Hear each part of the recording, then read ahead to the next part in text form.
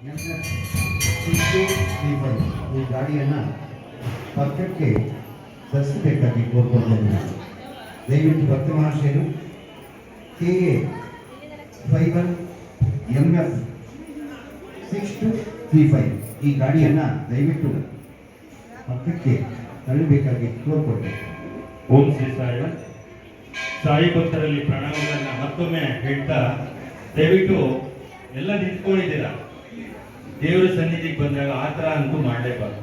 ಬಾಬಾ ಸನ್ನಿಧಿಗೆ ಬಂದಾಗ ಮಾತ್ರ ಶ್ರದ್ಧೆ ಮತ್ತು ಸಬೂರಿ ಅಂತ ಹೇಳ್ತಾರೆ. ಏನ್ ಗೊತ್ತಾ ಅದರ ಅರ್ಥ?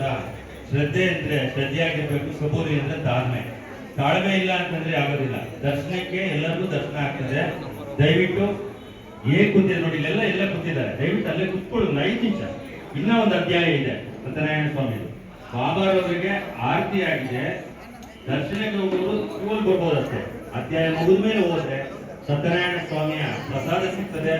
ಸ್ವಾಮಿಯವರು ಕಥೆಯಲ್ಲಿ ಹೇಳ್ತಾ ಇದ್ದಾರೆ, ಸತ್ಯನಾರಾಯಣ ಸ್ವಾಮಿ ಪೂಜೆಗೆ ಬಂದು ಪ್ರಸಾದವನ್ನ ಸ್ವೀಕರಿಸದೆ ಹೋದಂತವ್ರಿಗೆ ಏನೇನಾಗ್ತದೆ ಅಂತ ನಿಮ್ಮೆಲ್ಲರಿಗೂ ಗೊತ್ತಿದೆ. ನಾನಿನ್ನ ಮತ್ತೆ ಬೇರೆ ಹೇಳೋದಕ್ಕೆ ಇಷ್ಟಪಡೋದಿಲ್ಲ. ದಯವಿಟ್ಟು ಒಂದು 10 ನಿಮಿಷ ಕುತ್ಕೊಂಡ್ರೆ ದೇವರ ದರ್ಶನ ಆಗ್ತದೆ, ಸ್ವಾಮಿಯ ಪ್ರಸಾದವೂ ಸಿಗುತ್ತೆ.